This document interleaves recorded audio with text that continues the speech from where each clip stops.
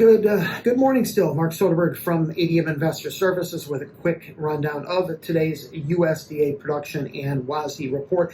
Disappointing trade action. Corn currently down 3 to 4 cents despite what looked to be somewhat supportive numbers here from the USDA. Bean futures down 4 to 5. Wheat, the downside leader, down 7 to 10 cents.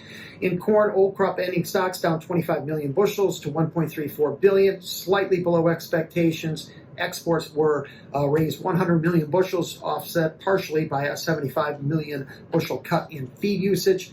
No changes on the new crop yield, left at 181 bushels an acre. Production down slightly to 15.705 due to the lower acreage figures from the end of June. New crop ending stocks, they were cut 90 million to 1.66 billion bushels, well below expectations. USDA made no changes to their new crop export forecast, keeping that at 2.675 billion. Feed usage, however, was cut 50 million bushels. The Brazilian 24-25 corn production was raised 2 million metric tons to 132 in line with expectations. I thought they'd go a little bit higher, but I do think we'll see bigger numbers down the road. Chinese imports of corn were cut 2 million metric tons to 5 million metric tons. The higher production figures in Brazil tacked on right to their ending stocks as their export forecast was not moved either.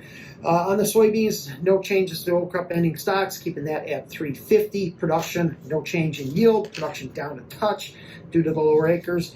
New crop ending stocks, 310 million bushels, down 40 from this past year, the 24-25, but slightly above expectations. Usage was cut 20 million bushels. Crush was raised 50 million. However, exports were slashed 70 million bushels. Big changes on the bean oil usage side. On old crop, they did cut usage for biofuel production, partially offset by domestic usage. On big changes on new crop as well, USDA slashed new crop bean oil exports 1 billion pounds to 700 million. However, the usage for biofuels surged 1.6 billion pounds to 15.5. Global production, we did see a 0.9 million metric ton increase in old crop production from Argentina. And China's bean imports for the 24-25 marketing year were cut 1.5 million metric tons to 106.5.